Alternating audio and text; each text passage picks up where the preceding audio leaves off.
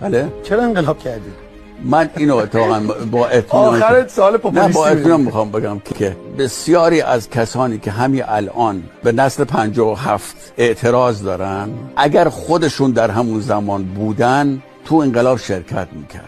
اصلا اون تصوری که در مورد اون دوران وجود داره تصور غلطیه. زندگی کردم اون موقع، خیلی از ما زندگی کردم، اصلا اون چیز تصویر گل و بلبلی و خیلی هوای تمیز و نمیدونم همه چیز نایس و کول و همه چیز عالی، اصلا اینجوری نبوده. این تصوری که اون زمان همه چیز عالی بوده و یه مش ابله اومدن این فضا رو به هم زدن، این غلطه. اصلا وضعیت الان بسیار وضعیت من دارم میگم ناامید کننده است، وضعیت خیلی رنجباریه. ولی اگر میخوایم بر اساس مقایسه الان با اون زمان نسل 57 رو در چاه فاضلاب کنید، این نگاه به نظر من نگاه غلطیه. بحث خیلی مهمی که سالها وجود داره به خصوص تو فضای مجازی، این بیشتر امکان بروز پیدا کرده، ملامت و فحاشی و توهین به نسل 57.